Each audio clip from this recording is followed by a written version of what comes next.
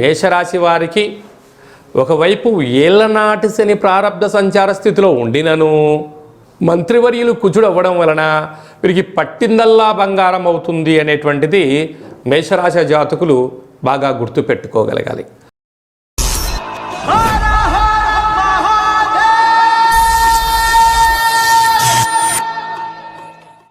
ఓం నమః శివాయ. నమో నారాయణాయ. స్వర్ణాకర్షణ కాల భైరవాయై నమో నమః.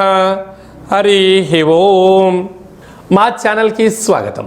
చూస్తున్న వీక్షకులకు ప్రేక్షకులకు ప్రియ కాల భైరవ భగవద్బంధులకి స్వాగతం పలుకుతూ మమ్మల్ని ఎంతగానో ఆదరిస్తూ ఉండబడినటువంటి ప్రియ సోదర సోదరీమణులకు, జ్యోతిష్య అభిమానులకు, సనాతన ధర్మ సంరక్షకులకు అందరికీ కూడా తెలుగు ఉగాది పండగ శ్రీ పరాభవనామ సంవత్సర పండగ శుభాకాంక్షలు. ఈ సంవత్సరం రాజు దేవగురు బృహస్పతి అవ్వడం వలన అందరికీ మంచి విద్యను, విద్యార్థులకు విద్యను, ఉద్యోగస్తులకు ప్రమోషను, వ్యాపారస్తులకు ధనాదాయము, రాజకీయవేత్తలకు అనేక రకాల పదవులు అలంకరిస్తూ నైపుణ్యంతో కూడుకున్న, ఆరోగ్యంతో కూడుకున్న ఐశ్వర్యాన్ని ప్రసాదించాలని మనం కూడా మనసారా కోరుకుందాం. ద్వాదశ రాశుల్లో గ్రహ గమనాలు వీక్షింపచేద్దాం. మిథున రాశిలో దేవగురు బృహస్పతి సంచార స్థితి, సింహరాశిలో కేతు సంచార స్థితి, అలాగనే కుంభరాశిలో రాహు సంచార స్థితి, మీనరాశిలో శని భగవానుడి సంచార స్థితితో ద్వాదశ రాశుల్లో గ్రహ గమనాలు ఈ విధంగా ఉన్నాయి. ఈ సంవత్సరము రాజు దేవగురు బృహస్పతి అవ్వడం వలన సకాలంలో పంటలు, విద్య, ఉద్యోగము, ఐశ్వర్యము, అనంతమైన ఈ భూమండలమంతను కూడా నిత్యము సస్యశ్యామలంగా ఉంటుంది. కనుక అందరికీ ఇది చాలా శుభకరణంగా భావించగలగాలి. మంత్రివర్యులు కుజభగవానుడు అవ్వడం వలన పాలకుల మధ్య స్వల్పమైన విభేదాలు ఉండే అవకాశాలున్నాయి. సమన్వయంగా ఎవరైతే ముందుకు వెళ్ళగలరో వారందరికీ ఐశ్వర్యం కలుగుతుంది అని చెప్పి గమనించాలి. కనుక ఈ సంవత్సరము పరాభవనామ సంవత్సరము అంటే కొద్దిపాటి అధర్మంగా ఉండబడిన వారికి పరాభవము, అవమానం తప్పదు. ధర్మబద్ధంగా ఉండబడిన వారికి ఐశ్వర్యం కలుగుతుందని చెప్పి కూడా గమనించాలి. మేషరాశి వారికి శ్రీ పరాభవనామ సంవత్సరంలో ఎలా ఉండబోతుందో ఈ వీడియోలో సవివరంగా సంపూర్ణంగా తెలుసుకుందాం. మేషరాశిలో ఏ నక్షత్రాలు వస్తాయనగా అశ్విని నక్షత్రంలోని 4 పాదాలు, భరణి నక్షత్రంలోని 4 పాదాలు, కృత్తికా నక్షత్రంలోని 1 పాదం కలిపితే మేషరాశి. రాశాధిపతి కుజభగవానుడు. ఈ సంవత్సరం మంత్రివర్యులు కూడా కుజుడే. కానీ మేషరాశి వారికి ఒకవైపు ఏళ్లనాటి శని ప్రారబ్ధ సంచార స్థితిలో ఉండినను మంత్రివర్యులు కుజుడు అవ్వడం వలన వీరికి పట్టిందల్లా బంగారం అవుతుంది అనేటువంటిది మేషరాశి జాతకులు బాగా గుర్తుపెట్టుకోగలగాలి. వీరి యొక్క ఆదాయ వ్యయాల్ని మనం ఒకసారి పరిశీలించినట్లయితే ఆదాయం 11, వ్యయం 5 అంటే ప్లస్ 6 రూపాయలు మిగిలించబోతున్నారు. కారణం ఏమిటి? ఇప్పుడే శని భగవానుడు వీరికి ఏలనాటి శని ప్రారంభమైపోయి సంవత్సరం అవడం వలన ఏది సత్యము, ఏది అసత్యము, ఏది ధర్మము, ఏది అధర్మమో తెలుసుకొని నియమ నిష్టల ద్వారా, సత్ప్రవర్తన ద్వారా వీరికి ఈ సంవత్సరము అంత ఐశ్వర్య భోగదాయకమే అని చెప్పి గమనించగలగాలి. కాకపోతే ప్రతి మంగళవారం పూట తప్పక ఎరుపు వస్త్రాలు ధరింపచేసి కందిపప్పుతో కూడుకున్న ఆహారాన్ని భోజనం చేయడం వలన రుణ సమస్యలు, రోగ సమస్యలు, శత్రు సమస్యలు తొలగిపోయి సంపూర్ణ రాజ్యాధికారం మీకు చేతికి దక్కి స్థిరత్వం కలిగి వివాహం కాని వారికి వివాహం అవ్వడం, విదేశాల నుంచి రావాలనుకున్న వారికి భారతదేశానికి రావడం, ఉన్నత పదవులను అలంకరిస్తూ ఐశ్వర్యమైన ఆనందకరమైన జీవితాన్ని పొందబోతున్నారు. అలాగనే 2వ స్థానాధిపతి శుక్రభగవానుడు అవ్వడం వలన, ఆయన సస్యాధిపతి అవ్వడం వలన నూతన వస్త్రాలు, బంగారు ఆభరణాలు, క్రయ విక్రయాలు యోగదాయకం. తృతీయ స్థానంలో రాజు దేవగురు బృహస్పతి సంచరించడం వలన తల్లిదండ్రులతో, గురువులతో సఖ్యతగా ఉండడం వలన స్థిర చరాస్తులు, వంశ పారంపర్య ఆస్తులతో మీరు విజయాన్ని సాధించబోతారు. కాకపోతే అన్నదమ్ముళ్లతో, అక్కా చెల్లెలతో మీరు వీలైనంత వరకు ఆధ్యాత్మిక చింతన కలిగి ఉండి బంధుత్వాన్ని బంధుత్వంగానే ఉంచగలిగినట్లయితే ప్రేమ, ఆప్యాయత, అనురాగము, రాజసన్మానము, మీకు గజ సన్మానం జరిగేటువంటి అవకాశాలు ఉన్నాయి. అది కాకుండా ఆ తృతీయ స్థానాధిపతి బుధ భగవానుడు ధాన్యాధిపతి అవ్వడం వలన మీరు వ్యాపారస్తులు అయినట్లయితే వ్యాపార యోగదాయకము, మంచి బుద్ధి, మంచి సత్ప్రవర్తన, ఆహార ఉత్పత్తులు, అంటే మనకు డిజిటల్ మార్కెట్లో ఉండబడినటువంటి వ్యాపారాలు, సృజనాత్మకతమైన వ్యాపారాలు, షేర్లు, క్రయ విక్రయాలు యోగదాయకం. అలాగనే పంచమ స్థానాధిపతి చంద్రభగవానుడు అవ్వడం వలన ఈ చంద్రుడు సైన్యాధిపతి, అర్ఘ్యాధిపతి, మేఘాధిపతి అవ్వడం వలన మీరు క్రియాశీలకమైనటువంటి పదవులలో అలంకరించడం, మీరు లేకపోతే ఆ సంస్థలలో క్రియాశీలకమైనటువంటి పదవులకు మీరు అలంకారం తీసుకొచ్చే స్థితిలో ఉండడం వలన మిమ్మల్ని అందరూ గౌరవించడం, మీకు ఎనలేనటువంటి కీర్తి ప్రతిష్టలు సొంతమవుతాయి. అలాగనే 6వ స్థానాధిపతి రవి భగవానుడు విశేషమైనటువంటి రసాధిపతి అవ్వడం వలన, అలాగా రాజకీయాలలో ఉండబడిన వారు వీరి యొక్క మాటలతో రసమాధుర్యమైనటువంటి సంగీత, సాహిత్య, నృత్య, కళా సేవారంగంలో ఉండబడిన వారు, ప్రభుత్వ రంగాలుగా ఉండబడిన వారు వీరి యొక్క జీవితము మధురానుభూతికి రాబోతుంది. అలాగనే 7వ స్థానాధిపతి బుధ భగవానుడు వీరికి ధాన్యాధిపతి అవడం వలన అభివృద్ధి, ఆహారము, ఎక్స్పోర్ట్స్, ఇంపోర్ట్స్ బిజినెస్లలో తిరుగులేని చక్రవర్తులు కాబోతున్నారు. అలాగనే వీరికి 7వ స్థానాధిపతి శుక్ర భగవానుడు సస్యాధిపతి అవ్వడం వలన వస్త్రాలు, ఆభరణాలు, సువర్ణపు వస్తువులు, షేరు, క్రయ విక్రయాలు యోగదాయకం. రాశాధిపతి, అష్టమాధిపతి కుజ భగవానుడు అవ్వడం వలన వీరు ఈ సంవత్సరము 2 డేట్లు బాగా గుర్తుపెట్టుకోగలగాలి. కారణం ఏమనగా వీరి యొక్క జన్మ నక్షత్రము తిథి వచ్చినటువంటి రోజున చాలా జాగ్రత్తగా ఉండాలి. అది 16/5/2026 వైశాఖ మాస బహుళ అమావాస్య కనుక ఆ రోజు ఎలాంటి ముఖ్యమైన పనులు వాయిదా వేసుకోగలిగితే 90% ప్రమాదాలను, ఆపదలను నివారించే పరిస్థితి ఉంటుంది. 24వ తారీఖున కార్తీక మాస పూర్ణిమ కృత్తికా నక్షత్రం అవ్వడం వలన ఆ రోజు మహాదేవుడి యొక్క స్మరణ దీపం వెలిగించడం వలన సకలమైన సమస్యలు కూడా తొలగిపోతాయి.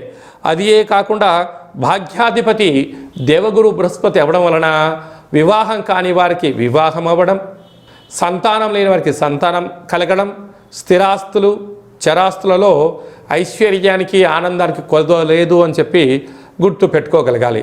అలాగనే వ్యయంలో శని భగవానుడు ఉండడం, రాశాధిపతి రాజు అవడం వలన ఖర్చు నియంత్రణ, వ్యక్తిగతమైనటువంటి దూషణ లేకుండా సర్వే జన సుఖినో భవంతు, లోకా సమస్త సుఖినో భవంతు అన్నట్లుగా అందరూ బాగుండాలి, మన మేషరాశి జాతకులు బాగుండాలని మీరు ఎప్పుడైతే కోరుకుంటారో సకల దేవతల యొక్క కృపకటాక్ష వీక్షణ వలన యోగం కలుగుతుంది. అదే కాకుండా వీరి రాశాధిపతి కుజభగవానుడు అవ్వడం వలన వీరికి ఈ సంవత్సరము హృదయానికి సంబంధించిన లంగ్స్లో ప్రాబ్లం కానీ, గుండెపోటు కానీ, రక్తహీనత లాంటి వ్యాధులు కలిగే అవకాశాలు ఉంటాయి.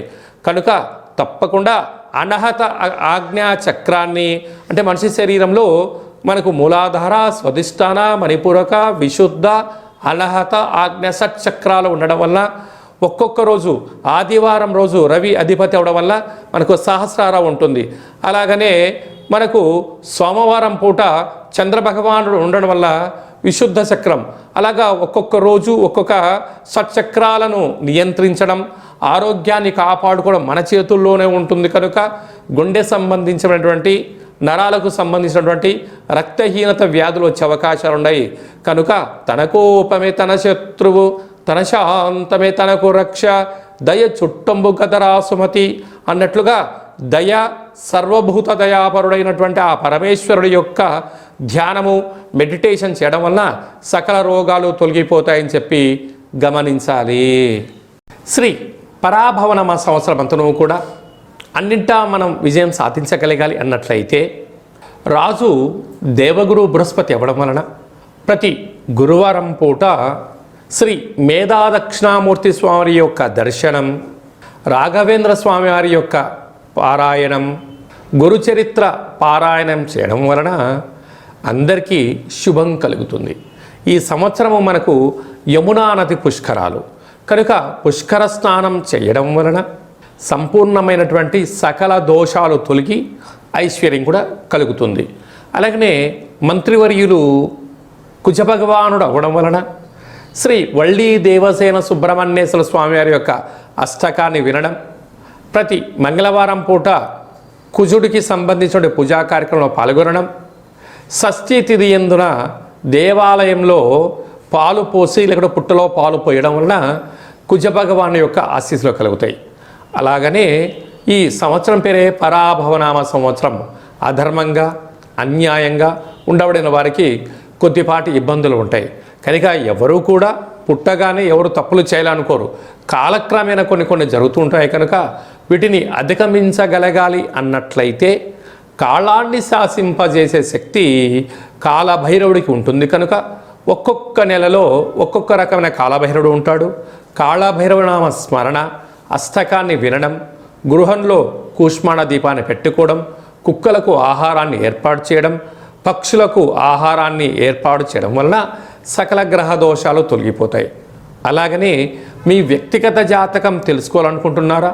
మీ యొక్క పేరు, పుట్టినటువంటి తేదీ, నెల, సంవత్సరం, పుట్టినటువంటి సమయం రాసి పంపించినట్లయితే 100 సంవత్సరాల జాతకం రాసి పంపించి పుట్టినప్పుడు గ్రహ గమనాలు ఎలా ఉన్నాయి, శ్రీ పరాభవనామ సంవత్సరంలో ఎలా ఉండబోతుంది, రాబోయే కాలంలో భవిష్యత్ కాలంలో ఎలా ఉండబోతుందో మీకు సవివరంగా సంపూర్ణంగా తెలియచేయడం జరుగుతుంది. చాలామందికి డేటా బర్త్లు లేనటువంటి వారికి మీ పేరు యొక్క మొదటి అక్షరాన్ని అనుసరిస్తూ ఆదాయ వ్యయాలను కూడా వివరిస్తూ రాజపూజ్య అవమానాలను తెలియచేస్తూ సంపూర్ణమైన కాళభైరవ ఉపాసన చేత గవ్వల ద్వారా రమణ శాస్త్రం ద్వారా భూత భవిష్యత్ వర్తమానాన్ని తెలియజేయడం జరుగుతుంది. కనుక ఈ కింది నెంబర్ను సంప్రదించి అపాయింట్మెంట్ తీసుకొని సంప్రదించగలరు. శ్రీ పరాభవనామ సంవత్సరం అంతనూ కూడా అందరికీ నిండు నూరేళ్ల ఆయురారోగ్యాలు, ఐశ్వర్యము, ఆనందము, పాడి పంట, ఐశ్వర్యము, స్వయం కృషి, పట్టుదలతో అందరికీ విజయాలు కలగాలని కోరుకుంటూ మనసారా కాళభైరవ స్వామి యొక్క ఆశీస్సులు. ఓం కాళకాలాయ విద్మహే కాళాతీతాయ ధీమహి తన్నో కాళభైరవ ప్రచోదయాతు. ఓం రాజాదిరాజాయ ప్రసహ్య సాహినే నమో వయం వై శ్రవణాయ కుర్మహే సమే కామాన్ కామకామాయ మహ్యం కామేశ్వరో వై శ్రవణాయ మహారాజాయ నమః. శతమానం భవతు శతాయు పురుష సతేంద్రియ ఆయుష్యేవేంద్రియే ప్రతితిష్టతి. ధనం ధాన్యం బహుపుత్రలాభం శత సంవత్సరం దీర్ఘమాయు. శ్రీ పరాభవనామ సంవత్సరాంతం అఖండం నిత్యం శాంతిరస్తు, వృద్ధిరస్తు, తుష్టిరస్తు, అవిఘ్నమస్తు, ఆయుష్యమస్తు, ఆరోగ్యమస్తు. స్వస్తిం శివం కర్మాస్తు.